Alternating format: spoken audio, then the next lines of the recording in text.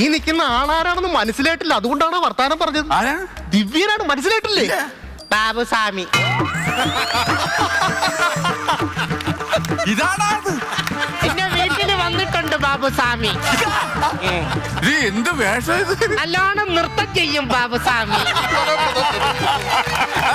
ഒരുപാട് സ്റ്റെപ്പുകൾ ചെയ്യും ബാബുസ്വാമി. നന്നായിട്ട് പാട്ട് പാടും ബാബുസ്വാമി. എന്ത് പറയാല്ലേ, ഓരോരോ കാലഘട്ടത്തിൽ ഓരോരോ രൂപങ്ങൾ, വേഷങ്ങൾ. ഇത് സംഭവം അങ്ങനെ മാത്രമല്ല. പിന്നെ ബാബുസ്വാമിയെ സംബന്ധിച്ചിടത്തോളം നമ്മുടെ കാട്ടായിക്കോണത്ത് കുട്ടപ്പച്ചേട്ടന്റെ വീട്ടിൽ സത്യം പറഞ്ഞ കുട്ടപ്പച്ചേട്ടന്റെ മോക്ക് ബാധ. ഓ, എന്തിനു വാശി എടുത്ത് എന്റെ അടുത്ത് പറയുന്നത്? ഞാനാ ബാധ കയറ്റി വിട്ട.